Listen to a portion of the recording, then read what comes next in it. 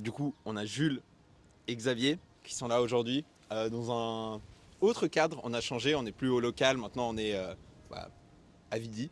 Là, depuis pas très loin, pas trop loin depuis où on est parti. Euh, Vous avez fait quoi avant la journée? Avant la journée de la traversée, c'était quoi les trucs que vous avez dû faire avant de... Tu dis la petite morning routine ou... Ouais, fais-moi la petite morning routine, ouais, effectivement, ouais. Bah, en vrai, pas grand-chose de plus, si ce n'est... Enfin, c'était... On a essayé de faire en sorte que ce soit le plus possible quelque chose de normal. On a essayé de laisser la tech le plus possible dans sa petite bulle. Et comme ça, c'était un peu une journée de test classique, en fait. Donc, on se lève, on prend des petits pains, on prépare le bateau, on prend Ouais. le café ensemble. Et après, quand on est prêt et ça part, hein. Ouais, et ça veut dire quoi? On est prêt, on est prêt. Que consiste à être prêt? Bah, c'est effectuer toutes les procédures habituelles pardon, de préparation du bateau. Donc, D'accord, c'est d'accord. monter les Ouais, qui sont? foils, faire les tests de propulsion, tests d'actuation. Enfin, je te laisse parler aussi. Ouais. Puis après, il y a tout ce qui est mise en route de l'hydrogène. Et donc là, il y a toute une phase sécurité où on doit tout pressuriser, vidanger, ensuite on contrôle la pression pour pas qu'il y ait des surpressions. On contrôle tous les capteurs, on vérifie que tout marche bien. Et puis après, une fois qu'on est sûr qu'il n'y a pas de danger, on part sous la grue, on fait un dernier petit contrôle, on ferme tout et départ. Puis si on avait choisi d'être en effectif réduit pour cette journée, comme ça il y avait moins de monde, moins de bazar, ambiance plus calme, plus posée et ça avait bien marché. Du coup, vous avez décidé de faire la traversée. Normalement, elle était prévue pour mercredi. Et nous, du coup, on l'a faite mardi. Et pourquoi cette décision? Pourquoi on est parti mardi au final? Bah, en fait, le petit souci, c'est que vu qu'on est sur notre cher lac Léman, on dépend vachement du temps. Mhm. C'était prévu qu'il fasse beau toute la semaine. Malheureusement, bah, il y avait une grosse averse qui s'avançait de plus en plus le jeudi. Et on voulait absolument avoir deux chances, deux tentatives pour cette traversée parce que bah, on l'avait promis à beaucoup de monde, donc on n'avait pas trop le droit à l'erreur. Donc le lundi, mardi, c'était prévu normalement des tests classiques. Mercredi, jeudi, tentative de traversée. Mais, euh, mais lundi, vu que tout a roulé correctement, bon, on s'est dit pourquoi pas la tenter directement dès mardi et ça l'a fait quoi. Du coup, on a eu deux bateaux suiveurs pour faire la traversée. Il y avait qui on avait deux. Pourquoi deux bateaux déjà? Alors le bateau qu'on nous prête, donc c'est le bateau du CVV, Centre de voile de Vidi. Euh, il fonctionne bien, mais c'est un gros bateau en métal, bien lourd. Donc en général, quand on fait des tests classiques, on n'a pas besoin de suivre le DAU sur des longs runs. Donc ça suffit. On s'arrête, on fait des pauses à chaque fois. Mais là, sur cette distance, le bateau, il aurait jamais suivi assez proche le DAU. Et vu que c'est un prototype, faut qu'il y ait un bateau suiveur vraiment proche. Donc on a décidé de prendre deux bateaux avec à chaque fois trois quatre personnes pour suivre sur toute la longueur. Du Avec coup, Jules, il était sur un des bateaux suiveurs, vraiment en tant que tu t'occupais vraiment de la partie technique. Toi, ton rôle, tu faisais quoi sur le bateau? Ouais, alors sur le bateau donc du CVV, à l'aller pendant la traversée, on n'était que trois. Il y avait le pilote, David, le co-lead et moi, l'autre lead. Et en gros, nous, on avait toutes les infos du bateau et on devait tout contrôler. Donc on regardait constamment toutes les valeurs de puissance de fuel cell, de température, de puissance de batterie, de température de batterie, de tension de batterie, etc. Comme ça, bah, s'il y a un problème, on peut demander au pilote ou de ralentir, ou d'accélérer, ou peut-être de bouger un peu les curseurs, etc., modifier les paramètres. Et il faut toujours qu'il y ait quelqu'un qui contrôle tout ça, parce que comme ça on garantit un vol en toute sécurité. Et puis donc on était assez peu comme ça sur le bateau, ça parlait vraiment que technique et il n'y avait pas de soucis on va dire de photos etc. ou de communication. Et sur l'autre bateau, euh, il y avait donc Xavier, Romain, Flavia et un pilote. Et là, Flavia, elle avait un appareil photo, donc comme ça le bateau pouvait un peu se positionner pour prendre des jolies photos. Et c'était un bateau accompagnateur et moins technique, mais il y avait quand même Romain qui contrôlait quelque chose. Mais donc c'est toujours bien de dissocier ces deux choses parce que comme ça, t'as pas l'un qui se marche sur l'autre. Et si quelqu'un veut faire des photos, bah, il positionne son bateau comme il veut. Ouais. Et la partie technique à son bateau tranquille juste à côté. Ensuite, vous êtes content? que cette étape elle soit franchie, je pense. Ouais, un peu, ouais. Bah, Ça a dû quand même consacrer énormément de temps, c'est ce un gros semestre. soulagement, ouais. Ça fait, au-delà de ce semestre, ça fait quand même 2 ans maintenant que l'équipe travaille dessus. Moi, j'étais déjà à Swiss Solar Boat l'an dernier, donc j'ai vu tout le travail qui a été accompli dessus aussi. Euh, donc ouais, c'était un gros morceau. On a eu énormément de galères. Il y a eu des hauts, des bas. Des fois, il y a eu des moments où on n'y croyait plus du tout. On se disait, est-ce que ça sert vraiment de continuer? C'est un peu un trou financier. C'est une galère monstre, quoi. Et bah ouais, c'est vraiment un gros soulagement. Après, personnellement, et je pense que je partage cet avis avec quelques leads, elle s'est pas passée comme on le voulait, parfaitement smooth, one shot. Donc moi, on l'a fait, la traversée factuellement on l'a fait, mais c'est pas parfait comme j'aurais voulu l'être. Et c'est normal, c'est la première fois qu'on le tente, donc il n'y a jamais rien, c'est un prototype, il n'y a jamais rien qui fonctionne du premier coup. Mais on va C'est essayer quoi de la se la galère du retenter. coup qui est arrivée pourquoi ça n'a pas fonctionné Alors, exactement comme tu le voulais? alors déjà, début de semaine, on avait un détendeur fuitait, qui avait une fuite depuis un moment. C'est quoi un détendeur pour Détendeur, c'est alors c'est ce qui vient transformer la haute pression de la bouteille à une pression plus atmosphérique. C'est comme, Ah c'est ouais, comme un Romain, il détendeur de l'avait plongée. déjà expliqué, ouais, C'est ouais. comme un détendeur de plongée. Ah ouais, ok, ouais. Très bien. Et donc, normalement, dans le range extender, on a 2 bouteilles pour faire justement l'aller-retour. C'était prévu comme ça. Et malheureusement, pendant une session de test, donc juste une semaine avant ou 2 semaines avant la traversée, enfin la semaine de test de traversée, on en a eu un qui a eu une fuite. Et donc, on a demandé à notre fournisseur de nous en envoyer un nouveau. Euh, Il y a eu une petite mésentente, on pensait qu'ils nous l'avaient envoyé, on attendait le détendeur. Au final, heureusement d'ailleurs qu'on les a appelés le mardi même pour savoir si on allait le recevoir. Ils nous ont appelés, ils nous ont dit écoutez, on l'a pas les gars. Donc bah ouais, on l'aurait jamais eu pour la traversée. Donc Mhm. déjà ça c'était un peu frustrant. On a dû faire que avec une seule bouteille sur les deux. Il y a eu énormément de travail qui a été fait sur la conception de tout ça. Je me souviens à l'époque du coup mon équipe en structure composite, ils en ont refait des varangues, donc c'est les supports de bouteilles, pour différents types de bouteilles, à chaque fois à la chaîne. Et à chaque Mhm. fois, ça changeait toutes les 2 semaines, donc c'était assez frustrant. Pour qu'au final, on n'en utilise qu'une. Donc déjà là, c'était un gros bâton dans la roue. Mais, euh, mais au final, on a quand même décidé d'y aller. Et après, je sais pas si tu as envie d'expliquer la grosse galère de pendant la traversée.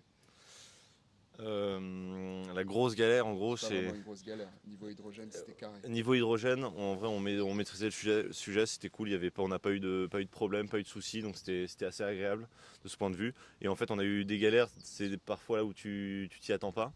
Et en gros, on voyait les températures ESC monter. Et donc, C'est quoi les euh, températures les températures, ESC? oui, pardon, les Ouais. températures ESC, c'est ce qui va envoyer de la puissance au moteur. Mhm. Et donc il y a pas mal de courant qui passe dedans et donc ça chauffe. Et donc normalement ils sont water cooled, donc il y a un circuit d'eau. Et puis là on les voyait monter et pas redescendre quand on s'arrêtait. Et en s'approchant un peu du bateau, et ben on a entendu Petit bruit de mobilette. un petit bruit de mobilette et ça veut dire que il manque de l'eau dans le circuit d'eau. Un peu beaucoup Un même. peu beaucoup, ouais. Donc en fait les ESC n'étaient pas refroidis alors qu'on avait vérifié que le water cooling marchait bien le matin. Donc assez bizarre. Et donc Xavier ensuite s'est amusé à re-remplir le water cooling au milieu du lac avec de l'eau Evian pour la petite Ah anecdote. bah oui, Et le ça, meilleur. ça a bien marché. Donc voilà, donc c'est ça en fait la petite galère où on s'y attend pas et donc c'est comme un pit stop en Formule 1 alors que Mhm. normalement tu aurais dû le faire en one shot. Et pourquoi t'as pas pris juste l'eau du lac, du coup, pour le... On s'efforce d'avoir le moins d'impuretés possible pour endommager les systèmes dans ce circuit. Donc Ouais. d'habitude, on fonctionne à l'eau distillée. Donc c'est de l'eau vraiment pure. Malheureusement, on n'avait pas on n'emmène pas notre bidon d'eau distillée sur le lac parce qu'on n'a pas l'habitude de ce genre de problème. Et du coup, on a regardé vite fait l'eau, on a vu l'état de l'eau avec toutes les saletés. On s'est dit, on n'a pas envie que ça traîne dans nos moteurs, Ouais. dans nos ESC, etc. Donc la chose la plus pure, c'était l'eau dans la petite bouteille Evian. Donc voilà. C'est assez frustrant parce que cette erreur, on l'a jamais eu depuis le début du bateau. Et c'est quelque chose qui est indépendant de l'hydrogène. C'est un peu ça qui laisse ce goût amer, c'est que bah, on a vraiment tout bien fait pour le système hydrogène, l'entretien du DAU, des systèmes d'actuation. Et vraiment, c'est ce truc un peu insoupçonné. On n'a jamais eu de problème qui a foiré. Donc maintenant, on va regarder ce qui s'est passé et on va essayer de régler ce souci pour repartir de plus belle. Ok, très bien. C'est quoi les problèmes de communication entre France-Suisse là? Ça, c'était un peu un autre problème qu'on a. S'y attendait un peu. Je m'y attendais. C'est pas des problèmes, c'est juste tu dois t'arrêter au milieu du lac. Mhm. Et en fait, le bateau il est connecté en 4G au réseau, à Internet, etc. Et puis ensuite, Ouais. nous, on se connecte en ligne et on a toutes les infos du bateau. Mais donc, il faut qu'il soit connecté. Sauf que là, tu pars de Vidi, tout va bien, et puis après, le réseau suisse, à la frontière, il s'arrête. Ouais. Et donc, le bateau, il perd la connexion. Et donc, c'est tout bête, mais si tu perds la connexion, tu n'as plus les infos, et tu peux pas garantir, en gros, que tout se passe bien, et on n'aime pas naviguer dans le flou. Et donc, on demandait à chaque fois au pilote de s'arrêter, sauf que le réseau, il faisait un peu n'importe quoi, et donc on a dû s'arrêter 3-4 fois, mais c'est pas long, c'est juste le temps que Le réseau, ça se reconnecte, Ouais. etc. Mais par contre, ce qui était un peu frustrant, c'était au retour. Encore une fois, c'est des détails, mais le réseau français, par contre, tu peux le capter depuis ici. Mhm. Et donc, là-bas, quand on était à Évian, etc., il avait bien le réseau français. Et donc, quand on est reparti, tant que j'ai le réseau, je le garde, tu vois. Et donc, on était parti, il n'y avait ni problème de cooling au retour, ni problème de 4G. Et là, un lac, mais Ouais, c'était d'huile, magnifique. il y avait des photos Franchement, ouais. incroyables. Et juste, là, il nous a juste manqué la deuxième bonbonne pour Ouais, finir, pour faire one shot, ouais. pour faire une traversée, vraiment, je pense, quasiment sans arrêt. On aurait peut-être dû faire une petite pause mais Ouais, sinon, ouais, voilà. ouais. Donc, C'était magnifique, ouais. donc c'est ça ce qui nous laisse un peu le petit goût amer, parce qu'on veut toujours faire mieux, tu vois. Ouais. Mais en soi, quand on regarde déjà ce qu'on a pu faire, on a réussi à faire un aller et 2 tiers du retour avec une seule bouteille, donc il nous manquait vraiment quasi rien, quoi. Mhm. Ouais, ouais. Et le soir même, évidemment, ça a célébré, je suppose. On a dû fêter ça, ouais. Enfin, c'était C'était. pas non plus la grosse fête parce qu'il y avait, Le il y avait lendemain, le lendemain, on avait de nouveau une journée de test avec les médias qui couvraient un peu l'événement. Mhm. Mais ouais, on s'est retrouvé avec toute l'équipe. Euh, Même le jour même, j'ai- moi à l'époque, l'an dernier, enfin non, il y a 2 ans, j'avais participé à Monaco. Et à cette sensation un peu bizarre. Et quand on a mis le bateau à l'eau, j'avais écrit un petit message, ouais, ceux qui veulent venir, bah venez, vous êtes les bienvenus. Et quand j'ai vu le monde qui a débarqué, bah ça a fait vraiment chaud au cœur, mais d'un autre côté, ça a remis cette petite pression de Monaco. Alors c'est un sentiment assez particulier, quoi. T'as envie de bien faire les choses, mais t'es tout excité. Donc ça, c'est vraiment cool. Et bah, c'est après toute l'équipe qu'on a retrouvé le soir. Donc c'est vraiment senti soutenu, même par les gens qui étaient encore sur le campus, quoi, à distance. Donc c'était vraiment, vraiment chouette. Et même, enfin, ils demandaient des nouvelles toute la journée. Quand on était sur le bateau, je me faisais appeler en FaceTime pour filmer le bateau en vol. C'était vraiment cool. Il y avait une bête d'ambiance. Et le Ouais. soir même, après, toutes les autres associations Make de l'EPFL, bah, ils nous disaient félicitations, les gens qu'on croisait, les superviseurs, même directement des messages. Je sais pas comment ils étaient au courant aussi rapidement, mais ils disaient bravo et tout ça. Est-ce que vous avez battu un record? Alors que nous, non. On se fait battre tous les jours par la CGN. Mais non, non, franchement, c'était cool et c'était une bonne ambiance et tout ça. Donc toute l'équipe était de nouveau réunie. Pourtant, Ça a on a fait battu plaisir. Jérémy sur le retour. On est presque parti en même temps depuis Evian. Ouais. Et on est revenu avant lui à C'est Lausanne. vrai. Et Mais- ça, c'était. Mais comme disent, parce qu'au retour, Le retour, il y a zéro galère. il y a eu zéro galère. Juste, on manquait d'hydrogène, Juste mais ça aurait été un run là, ça aurait été un run rapide. Ouais, c'est presque un run parfait, ouais. Et le souci aussi avec nos plusieurs changements qui ont été faits de design, de setup pour que ça fonctionne, c'est que on n'avait rien pour traquer sur l'ordinateur l'hydrogène qui nous restait, quoi. Donc Ah. juste croiser les doigts, on regardait si la tension de la fuel cell baissait et si ça baissait, c'est qu'on n'avait plus d'hydrogène, quoi. Mais on savait pas quand ça allait tomber, ça pouvait tomber à tout moment. Donc franchement, on se disait ah peut-être qu'avec une bouteille, on arrivera à faire le retour. Et Bon, tout d'un on s'est coup. vite fait rattraper Ouais. par la réalité, mais Bah, on a maintenant. quand même fait beaucoup plus que prévu avec On une a fait bouteille. beaucoup plus de prévus, et puis de toute façon, Et il faisait pas enfin, beau, donc il n'y avait pas les PV. il y avait il faisait Ouais. un peu gris, donc on manquait quelques centaines de watts.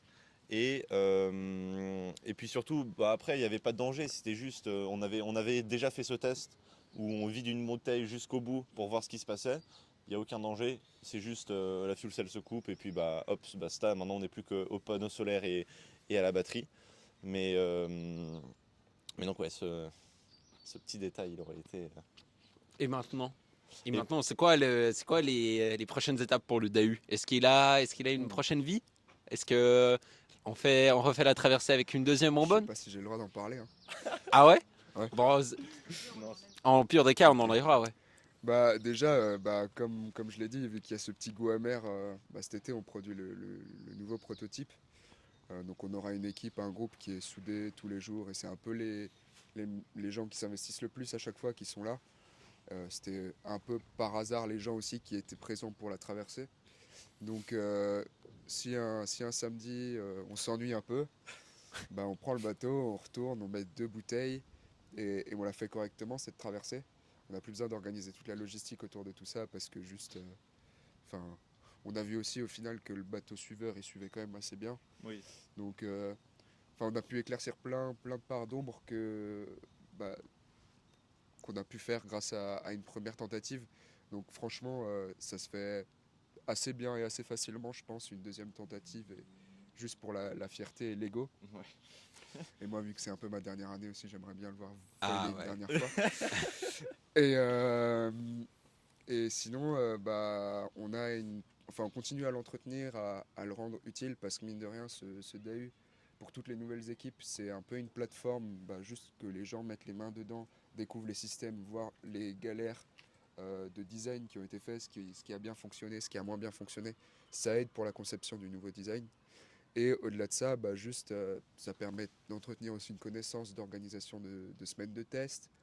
Et après, on a une perspective de participer à l'exposition universelle de 2025 à Osaka. Ah ouais, tu reveals vraiment les grandes lines, Ça, je mais sais pas peut-être si j'ai ça, le droit de ouais, le dire. Ouais. effectivement, ouais. Mais, euh, mais donc, il faut que le bateau il soit plus que prêt là. Il faut qu'on fonctionne à l'hydrogène là-bas. La phrase qu'on me sortait beaucoup en préparation de Monaco, c'est faire fonctionner le DAU une fois, c'est bien. Le rendre fiable, c'est encore une étape au-dessus, quoi. Donc il y a encore énormément de travail si on veut qu'il soit fiable, s'il y a une navigation par jour à Osaka. Donc il y a encore du taf. Typiquement mettre le nouveau détendeur, euh, travailler encore sur les bouteilles. Fiabiliser tout le système ELEC. Voilà. Enfin, il y a encore plein de travail et plein de petites choses qu'on peut faire. Et même tester nouvelles choses. Je veux dire maintenant l'hydrogène fonctionne, mais on peut tester aussi d'autres algorithmes de contrôle. Je sais pas si tu veux Ouais, être mieux placé pour en ça parler. c'est pas mal ça. Bah ouais, enfin il faut gérer comment est-ce qu'on demande de la puissance à la fuel cell. Parce que bah t'as pas envie de charger trop ta batterie, t'as pas envie de donner trop ou pas assez, et donc il faut tout bien gérer. Après on a un avantage et en même temps un petit désavantage avec donc ces histoires de changement de fuel cell, c'est que au départ la batterie ne devait rien donner et c'était uniquement la fuel cell. Au final, la fuel cell ne fournit pas assez, elle est un peu plus petite, elle est un peu sous-dimensionnée par rapport à la puissance qu'on doit sortir. Donc la batterie fournit aussi tout le temps. Donc quand on est en train de voler, on met la fuel cell à max, on se pose pas de questions. Mais après il y a toute cette gestion de quand on est au port, etc. où là il faut être sûr de ce qu'on fait. Et c'est des questions qui sont assez intéressantes parce que c'est pas des choses auxquelles on est habitué de travailler. Enfin, une fuel cell, c'est assez unique, l'hydrogène, c'est assez unique. On a cette chance aujourd'hui de faire voler un bateau à l'hydrogène, donc on en profite et puis on essaie de s'amuser et d'aller loin avec, quoi. Il y a aussi testé l'autre algorithme de vol, potentiellement Pense le les nouvel algorithme je pense pour les pour algorithmes de l'Europe. vol, voilà Ah quoi. ouais. Et puis après, c'est sûr on peut toujours pousser la fiabilisation et la performance plus loin en changeant l'algorithme de vol. C'est quelque chose, c'est compliqué, hein. De façon générale, en fait, Ouais. c'est utiliser le DAU pour tester les nouveaux systèmes qu'on va peut-être utiliser sur notre nouveau prototype. Donc notamment du coup l'algorithme de vol, c'est un peu quelque chose d'assez différent du DAU qu'on aimerait tenter. Après, je sais pas, il y a justement testé l'hydrogène à petite échelle. Maintenant, on s'est rassuré nous, on a rassuré un peu tous les gens qui nous entourent, nos partenaires, les professeurs, etc. etc. Donc, euh, donc ouais, franchement, si on n'arrivait pas à faire cette première étape de niveau hydrogène, on aurait pris un petit coup dans la crédibilité. Donc là, franchement, on est bien. Et puis comme le dit Robin, notre coordinateur EPFL, le DAU c'est la meilleure plateforme de test qui existe pour le ref. Donc faut en profiter. T'as spoil le nom là. Comment ? T'as spoil le nom. Comme le dit Je crois, de Robin, toute façon, ça va sortir Non, je pense. quand le ref il sera révélé. Donc, ouais. comme le dit Robin, le DAU c'est un peu la meilleure plateforme de test pour notre nouveau bateau. Et